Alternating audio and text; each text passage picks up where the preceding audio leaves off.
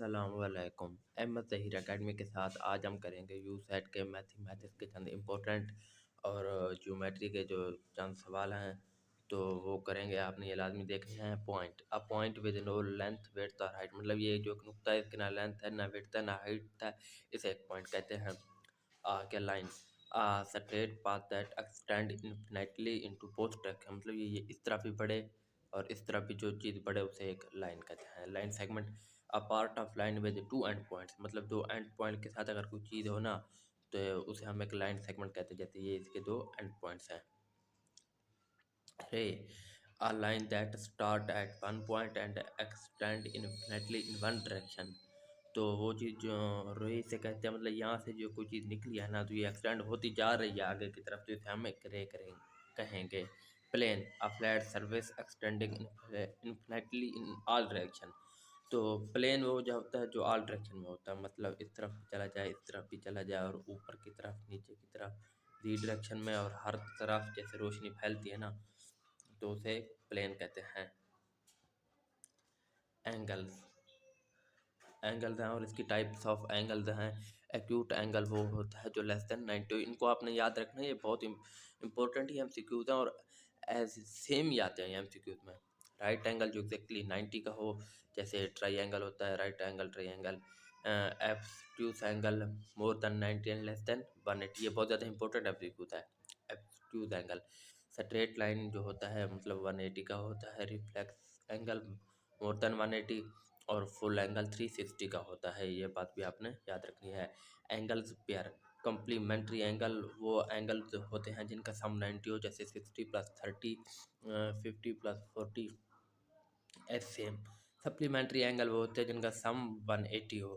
तो ये बहुत ज़्यादा ना इंपॉर्टेंट एमसीक्यूज है और यू सेट में लाजमी लाजमी इन सब में से दो एमसीक्यूज लाजमी आएंगे, ठीक है ना।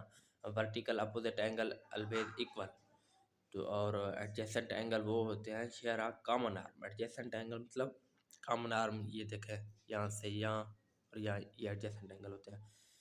Corresponding angle parallel lines with transversal, ये इक्वल होते हैं। अल्टरनेट इंटीरियर एंगल जो होता है ना ये भी इक्वल होते हैं। को इंटीरियर एंगल जिनका सम 180 हो, जैसे ये ट्राई एंगल का होता है हर एंगल 60 का, तो सम जो है ना 180। Triangle type by side से कर लेते हैं। पहले equilateral, all side are equal all angle are 60, ये इक्वालिटरल ट्रायंगल होता है। आइसोसेकल जिसमें टू साइड इक्वल हों। सेकलेन ऑल साइड डिफरेंट हों उसे हम सेकलेन ट्रायंगल कहते हैं। Type bye angle acute triangle वो होता है ऑल एंगल लेस देन 90 होते हैं एक्यूट में। राइट एंगल वो होते हैं one angle is equal to 90 हो, और obtuse angle one angle greater than 90, ये भी इंपॉर्टेंट है। Important triangle the sum of interior angle 180 मैं पहले बता चुका हूँ। Exterior angle sum of two opposite interior angle होगा, ये इसके बराबर होगा। पाइथागोरस थ्योरम होगा A square plus B square plus C square, यहाँ जो है ना एप्लीकेबल होगा। Triangle inequality rule some of any two side is greater than third side, ये बहुत ज़्यादा इंपॉर्टेंट है, आपने याद रखना है, ये वेक्टर में भी इस्तेमाल होता है। Special point centroid intersection of median incentre angle bisect meet, incentre होता है एंगल एक दूसरे को काटते हैं और मिलते हैं। सरकम मीटर परपेंडिकुलर बाइसेक्टर मीट, तो आर दो सेंटर वो होते हैं जहाँ इनकी लंबाई मिलती है एल्टीट्यूड, ठीक है। इंपॉर्टेंट ट्रायंगल फार्मूलाज एरिया होता है 1/2 बेस मल्टीप्लाई बाय हाइट, सबको आता है। हैरसन लॉ है area is equal to under root s s minus a फिर bracket s minus b s minus c, ठीक है ना। ये अंडर रूट में आएगा, अंडर रूट पूरा कर लें। Where S is equal to A plus B plus C over 2, perimeter sum of all side के इक्वल आएगा। Quadrilateral triangle parallelogram opposite side and parallel side equal होते हैं। पैरेललोग्राम में अपोजिट एंगल इक्वल होते हैं। Diagonal bisect each other, diagonal जो होते हैं ना वो बाइसेक्ट करते हैं, मतलब ये जो डायगोनल होते हैं ना ये जो एक दूसरे को यहाँ पर काट होते हैं, ये जो अपोजिट एंगल है ना ये इक्वल होते हैं, ठीक है जी। अपोजिट एंगल इक्वल होते हैं। Area base multiply by height होता है और पैरामीटर 4a होता है। ठीक है जी। इसका रेक्टेंगल अपोजिट साइड जो होते हैं इसके इक्वल होते हैं, एंगल 90 होता है, डायगोनल इक्वल्स होते हैं और area length multiply bye width होता है। अब है स्क्वायर और इसकी प्रॉपर्टीज। स्क्वायर में जो है ना ऑल साइड्स इक्वल होते हैं, ऑल एंगल 90 के होते हैं, जैसे रेक्टेंगल में थे diagonal and equals and perpendicular, वहाँ पैरेलल थे, यहाँ परपेंडिकुलर। एरिया जो है ना ए का स्क्वायर होता है या पाई आर स्क्वायर। ठीक है जी। रम्बस, रम्बस क्या होता है? ऑल साइड इसके इक्वल होते हैं, diagonal bisect at 90, area 1/2t multiply by d2, या वहीं कर लें 1/, ट्रायंगल की तरह 1/2 पे मल्टीप्लाई बाय हाइट। ट्रेपीजियम या ट्रेपेजाइड, 1 pair of parallel side, area 1/2 a plus be our height. ठीक है जी। मतलब आप एक स्क्वायर का निकाल लें और एक ट्रायंगल का निकाल लें, जब आप इसे प्लस करेंगे तो ये ट्रापीजियम का एरिया निकल आएगा। छठा पॉइंट है हमारे पास बहुत important, polygon definition, close shape with straight sides. इसके इंपॉर्टेंट फार्मूला है sum of interior angle n-2 multiply by 180। जब आपको इंटीरियर एंगल फाइंड करने हो ना, तो जितने भी इसके इंटीरियर साइड होंगे आप उसे 2 से माइनस करके 180 से मल्टीप्लाई करना होगा। Each interior angle of regular polygon जो होता है n-2 multiply by 180 divided by फिर से n। ठीक है जी। ये एमसीक्यू आते हैं। Exterior angle of regular polygon is 360 over n आएगा। ठीक है जी। जितने भी एक्सटीरियर इसके एंगल तो होंगे तो उसी पर आपने डिवाइड कर देना है, 360 पर जो आंसर आ जाए वही होगा। अब कुछ एग्जांपल्स हैं। ट्रायंगल 3 साइड है सम 180, क्वाड्रेटल 4 साइड हैं तो 360, और पेंटागन 5 साइड हैं 540, हेक्सागन 6 साइड हैं 720। ये आप वहीं उसी फार्मूले में जब पुट करेंगे ना n-2 मल्टीप्लाई बाय 180। ठीक है जी। इसमें जो 3 साइड है ना, 1 इसके साथ अगर 4 साइड हैं तो 2 आ जाएगा 360, यहाँ 5 साइड हैं 3 है तो 540, और यहाँ 4 साइड हैं तो 720 आएगा।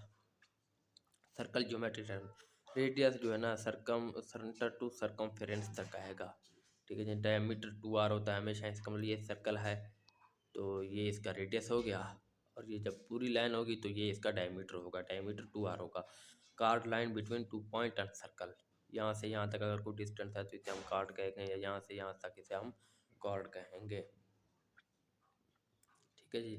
Tangent touch circle at 1 point, मतलब अगर ये एक सर्कल है तो इसे अगर यहाँ से टच कर रहा है ना तो ये इसका जो है ना टैंजेंट होगा। Secant circle cut at 2 point, ये देखें ये सेकंड हो गया इसका। Arc of part of circumference, इसको आर्क कहते हैं। सेक्टर स्लाइस ऑफ सर्कल, ये देखें हाफ स्लाइस ऑफ सर्कल, इसको आप जो है सेक्टर कहते हैं। Segment region cut by a chord, ये देखें ये अगर इसका कार्ड होगा, अभी इसे ये काट रहा है तो इसे जो है ना हम सेगमेंट कहेंगे। सर्कल फार्मूला, इसका जो सर्कमफ्रेंस होता है ना वो 2πr और या पाई डी कहते हैं इसे। ठीक है जी। एरिया पाई आर स्क्वायर के इक्वल होगा, और एरिया ऑफ सेक्टर जो होगा θ/360 multiply by pi are square. ये भी याद रख लें। आर्क लेंथ फाइंड करने का जो फार्मूला है, जो एंगल आपको गिवन हो आप उसको 360 पर डिवाइड करें और 2πr से मल्टीप्लाई कर दें। कोऑर्डिनेट जियोमेट्री, ठीक है ना जी।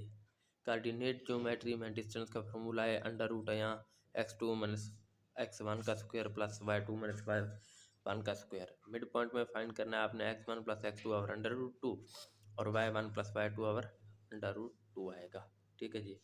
और स्लोप का formula y2 minus y1 divided by x2 minus x1, ये फार्मूले आपने याद रख लेने हैं। स्लोप रूल, पैरेलल लाइन जो है ना सेम स्लोप में आएंगे, perpendicular line product of slope is equal to -1 के इक्वल। वर्टिकल लाइन स्लोप अनडिफाइंड होगा, हॉरिजॉन्टल लाइन में स्लोप 0 होगा।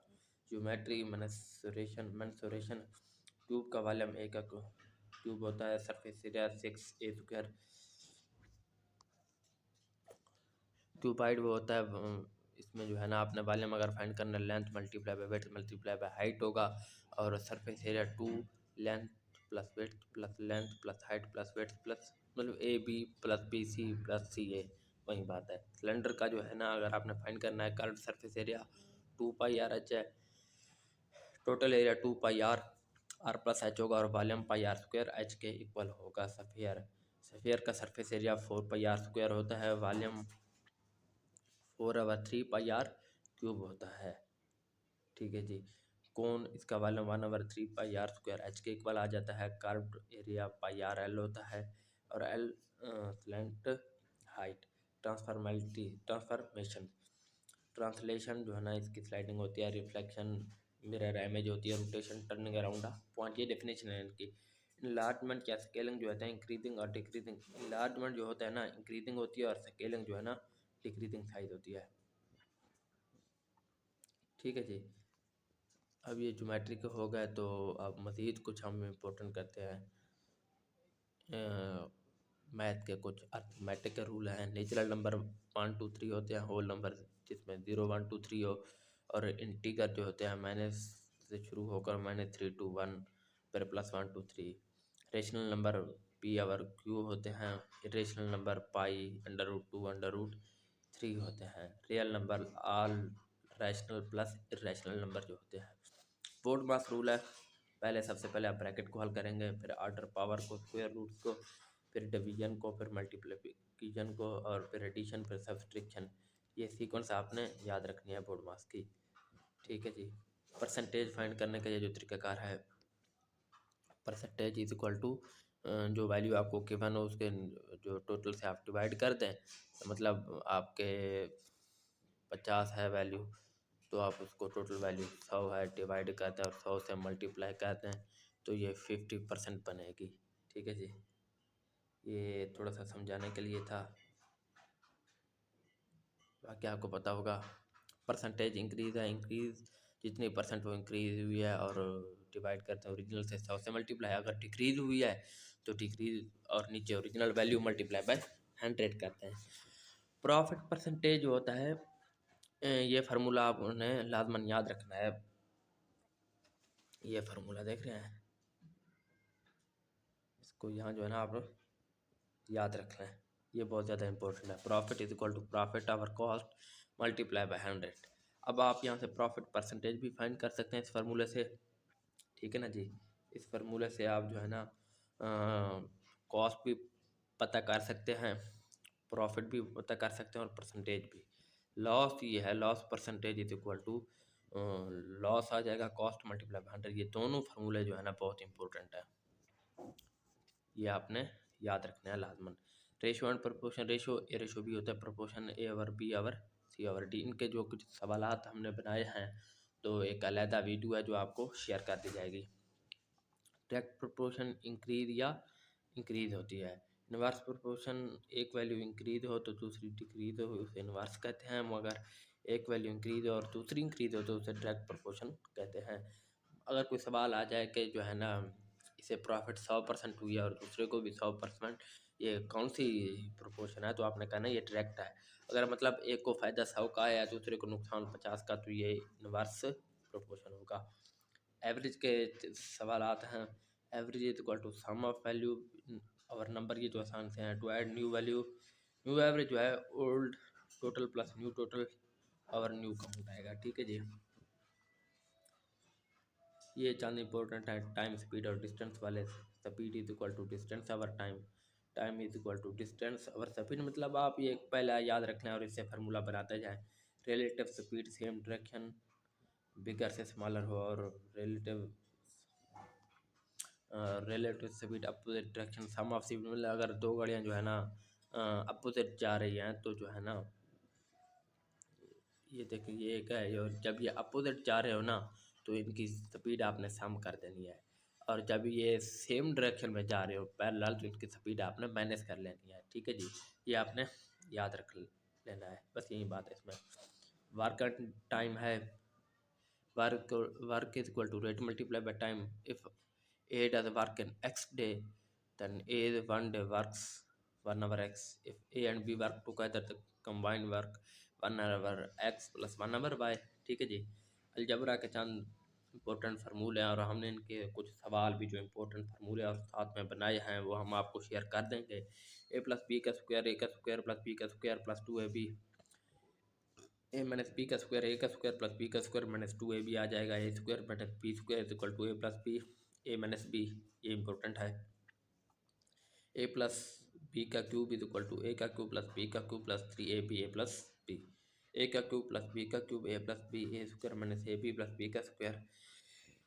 फिर नेक्स्ट फार्मूला है ए का क्यूब माइनस बी का cube, A minus B, A square plus A B plus B का स्क्वायर। मतलब आप इसको इस तरह कर लें, ए का स्क्वायर प्लस बी का square plus A B, A minus B को साइड पे ले आए। फंक्शन आ गए f x, mean value of function at x, domain allowed x value को जो अलाउड करता है, range resulting f x value, और composite function f o g is equal to x f g x. ठीक है जी। Linear equation जो है ना, a plus a x plus b equal to c. अब आपने एक्स फाइंड करना है तो यहाँ बी को उस तरफ ले जाएंगे, ये माइनस हो जाएगा, c minus b divided by a कर लें। Quadratic equation a x square plus b x plus c का स्क्वायर। फार्मूला इसका x is equal to minus b, b इस तरफ ले आ जाएंगे, plus minus under root b minus 4a c over 2a। ये फार्मूला है, आपने देख लेना है। डिस्क्रिमिनेंट है d is equal to b square minus 4ac। ये d greater than 0 two real root value, d is equal to 0 1 real root value, और d is less than 0 no real root value. कभी कभार ये सवाल आ जाते हैं तो आपने याद रखना है। इनइक्वालिटीज हैं, इफ मल्टीप्लाई और divided by negative value equality flips. मतलब -2x less than 8 is equal to x is equal to -4। ठीक है जी, इनइक्वालिटीज हैं। तो यहाँ कुछ ज्योमेट्री के शॉर्ट नोट्स आने लगे, मैं पहले आपको करवा चुका हूँ। ठीक है जी, वो करने की कोई ज़रूरत नहीं है। अब ये है चंद इम्पोर्टेंट जो है ना सिमल्टेनियस इक्वेशन मेथड है, सब्स्टिट्यूशन एलिमिनेशन वाला। तो 2x plus y is equal to 7, x minus y is equal to 3, add 3x is equal to 10, x is equal to 10 over 3 आ जाएगा। Stat mean sum of value over number of value आ जाएगा mean में। ठीक है जी। Median जो है ना मिडल वैल्यू जब अरेंज होगी। मीन मैं पुराने भी एक लेक्चर में बता चुका हूँ मीन के बारे में। जो सम ऑफ जितनी वैल्यूज़ है आप सब उनको जमा करें, जैसे 1 है, 2 है, 3 है, 7 है, आप इन सबको जमा करें तो ये हो जाएगा 13, और 13 को जब आप डिवाइड करेंगे 1 2 3 4 पर, 4 3 12 3.2 जो है ना इसका आंसर आ जाएगा मीन वाले का। ठीक है जी। मीडियन जो है जो 1 3 7 9 और 5। अब इनमें से जो मिडिल वैल्यू है वो है 7, जिसे हम मीडियन कहेंगे। ठीक है जी। ये है मोड क्या कहते हैं, जो मोस्ट रिपीटेड हो। जैसे मैं आपको कहूँ 2 3 9 2, ठीक है ना, 8 7, तो इसमें जो है मोड होगा वो 2 होगा, क्योंकि मोस्ट रिपीटेड है। ठीक है जी, ये बात भी आपने याद रखनी है। तो आगे हमारे पास है जो है ना रेंज है। रेंज को हम देख लेते हैं।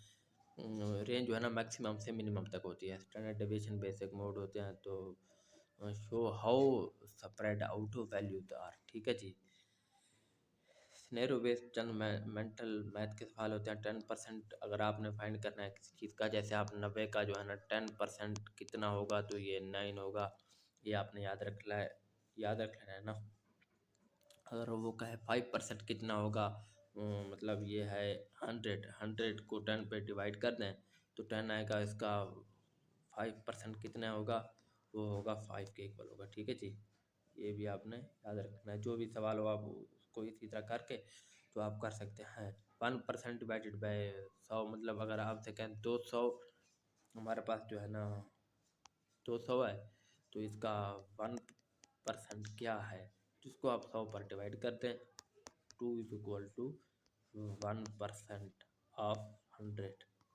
ठीक है जी, ये इस तरह से होगा। अगर आपसे पूछ ले 20% क्या होगा 100 का, तो ये 20 होगा। 50% हाफ ऑफ द नंबर होंगे। ठीक है जी। अगर 200 का 50% 100 होगा, 400 का 200 होगा। बिल्कुल इसी तरह multiplication trick 25% of x is equal to X over 4। ठीक है जी, ये आसान है। 12.5% एक्स ओवर 8, 2x इंक्रीज तो ये डबल हो जाएगा, 3x इंक्रीज ट्रिपल। ठीक है जी। ये जो है ना कॉस्ट और प्रॉफिट के जो है ना चंद इम्पोर्टेंट है। If cost decrease selling same profit increase होगी। इफ़ सेलिंग प्राइस जो है ना डबल होगी तब जो है ना ये रेवेन्यू हो जाएगा। ठीक है जी, ये इस तरह से सवाल है। आपने चैनल को लाइक एंड शेयर और सब्सक्राइब लाजमी करना है। हम मज़ीद इस तरह की नई नई वीडियो और मोस्ट इम्पोर्टेंट मैंने आपको गारंटी से कहता हूँ, अगर यू सेट के मैथ का पेपर हो ना, अगर वो 25 नंबर की जो अगर मैथ है ना, मैं आपको गारंटी से कहता हूँ उन 25 में से कम अज़ कम 18 के यहाँ से आएंगे। मैं आपको गारंटी से बात करता हूँ 18 यहाँ से आएंगे। और बाकी हमने अलहदा पोर्शन बनाए हैं, वो भी आप कर लें तो आपके मैथ के 25 में से 25 नंबर इजीली आ जाएंगे। ये बात याद रख लें, ठीक है जी।